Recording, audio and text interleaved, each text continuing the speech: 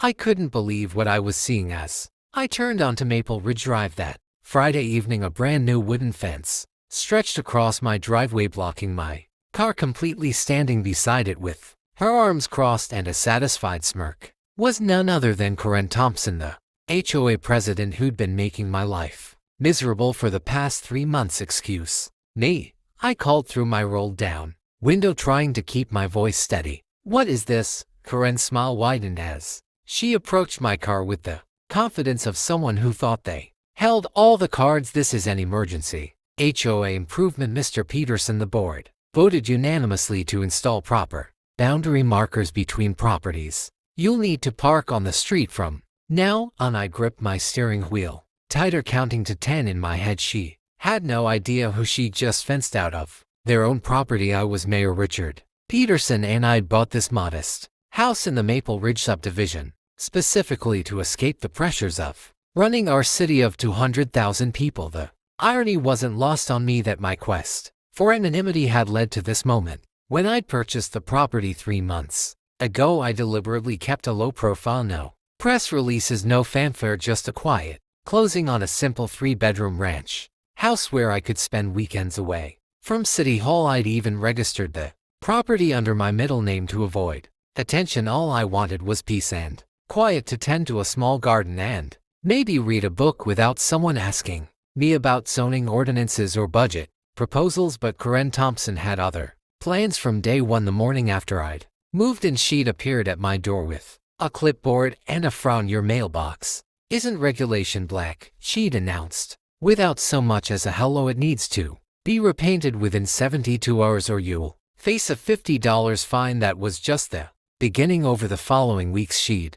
cited me for grass that was supposedly only for EntitledPeople. She deemed too commercial looking because it was a practical sedan instead of a luxury vehicle, and hedge trimming that didn't meet her exacting standards. I tried to be reasonable, even complying with some of her more ridiculous demands just to keep the peace. The situation escalated when she started blocking my garbage pickup by placing her own bins strategically to prevent the truck from reaching mine. She'd scheduled emergency HOA meetings during times she knew I couldn't attend, then passed new rules targeting my property specifically. But this fence across my driveway was a new level of audacity entirely. "Karen," I said, stepping out of my car with measured calm, "this fence is on my property. You can't just build structures on land you don't own."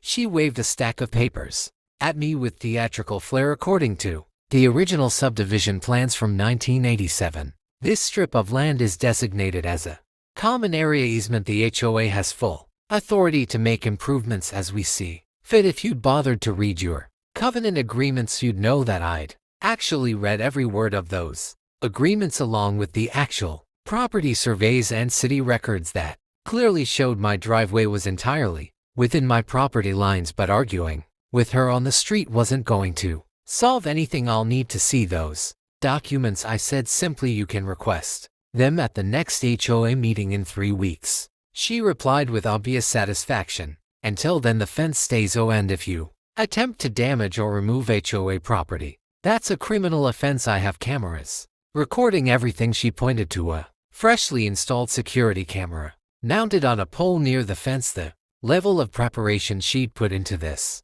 ambush was almost impressive. As she strutted back to her house across the street, I pulled out my phone. If Karen wanted to play games with city ordinances and property law, she'd chosen the wrong opponent. My first call was to Tom Rodriguez, the head of our city's zoning department. "Tom, it's Richard. I need you to pull up the property records for 4567 Maple Ridge Drive. Someone's built an unpermitted structure on my land." Tom's voice immediately shifted to professional concern. "Mayor Peterson, someone built on your property. I'll have an inspector there within the hour." Next, I called Sarah Martinez, our building department director, then Jim Watson from code enforcement. By the time I'd finished my calls, I had a small army of city officials preparing to descend on Maple Ridge Drive. But I wasn't done yet. I also contacted my personal attorney, Michael Sterling, who specialized in property law and had a particular interest in HOA overreach cases. While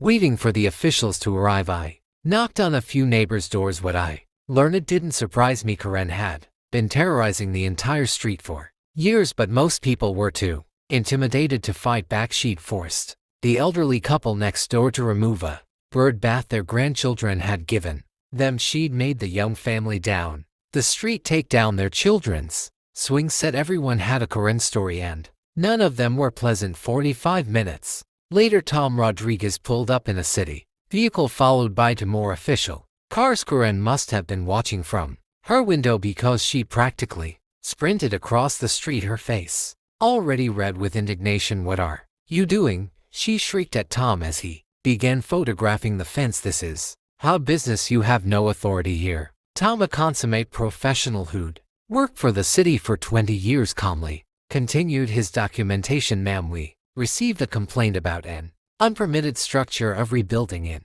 this city requires proper permits, regardless of who constructs it. This is harassment," Karen shouted, turning to me with fury in her eyes. "You called in a false complaint. I'll have you arrested." Sarah Martinez had arrived by then and was already measuring the fence with professional equipment. "Ma'am, this structure extends across a recorded private driveway easement. Do you have a building permit for this fence?" "I don't need a permit. I'm the HOA president." Karen's voice had reached a pitch that made several dogs in the neighborhood start barking.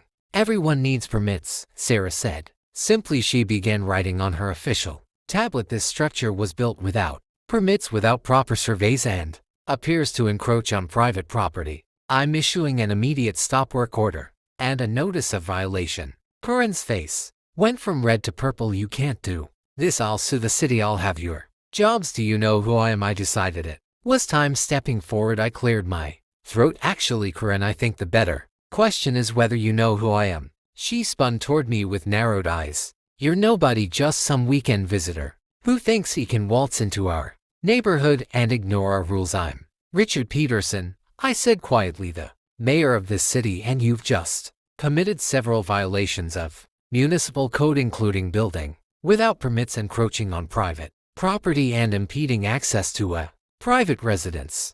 The silence that followed was absolute. Karen's mouth opened and closed like a fish, gasping for air. Tom and Sarah, who'd been maintaining professional composure, now watched with barely concealed satisfaction as the color drained from Karen's face. You're lying," she stammered, but her voice had lost all its previous authority. I pulled out my official city identification and held it. "I bought this house for peaceful weekends. Instead, I've documented 3 months of harassment, false HOA violations, and now this illegal construction." "Tom, what's the typical fine for building without permits for a structure of this size built on property you don't own?" Tom consulted his tablet. "We're looking at $5,000 for the permit violation, another $5,000 for the encroachment, plus daily fines of $500 until it's removed." But I'm the HOA president." Karen's protest came out as barely a whisper. "Which means you should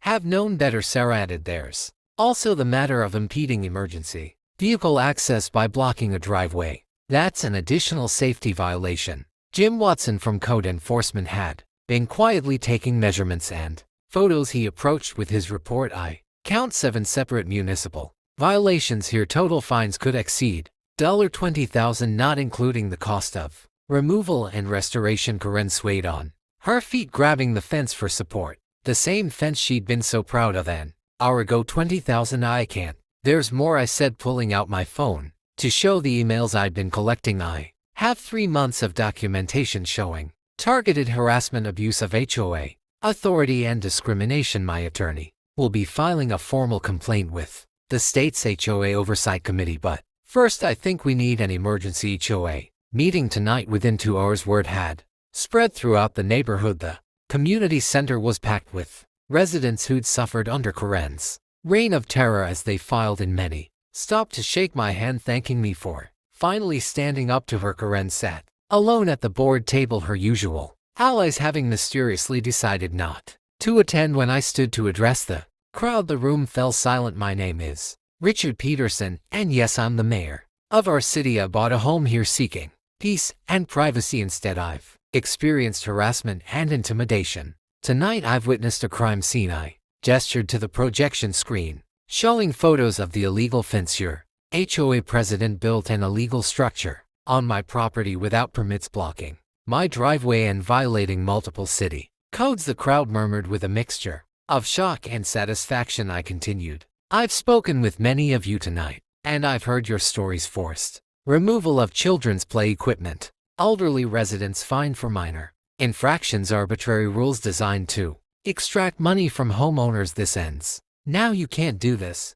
Karen stood up, her chair scraping loudly. I've dedicated 5 years to protecting our property values by terrorizing your neighbors. I asked, by building illegal fences, by abusing the small amount of power you were given. I move for an immediate vote of no confidence in Karen Thompson as HOA president. The motion was seconded by 12 people simultaneously. When the vote was called, it was unanimous, not a single hand raised in Karen's support. Furthermore, I announced as Karen sank back into her chair, I'll be working with the City Council to implement new oversight measures for all HOAs in our city. No more unchecked power, no more arbitrary enforcement. And Karen, the fence comes down tomorrow at your expense, or the city will remove it and add the cost to your fines. The next morning, I watched from my kitchen window as a work crew Karen had hired dismantled the fence piece by piece. She stood on her lawn, arms hanging limply at her sides, watching her power symbol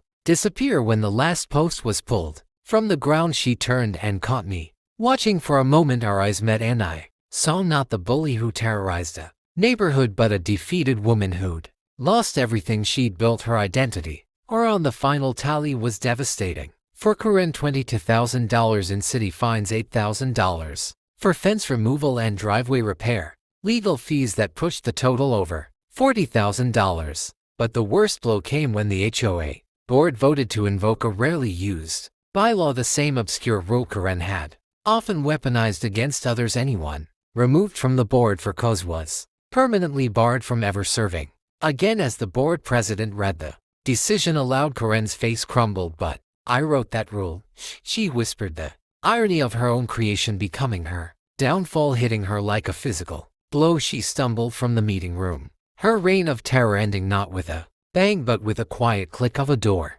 closing behind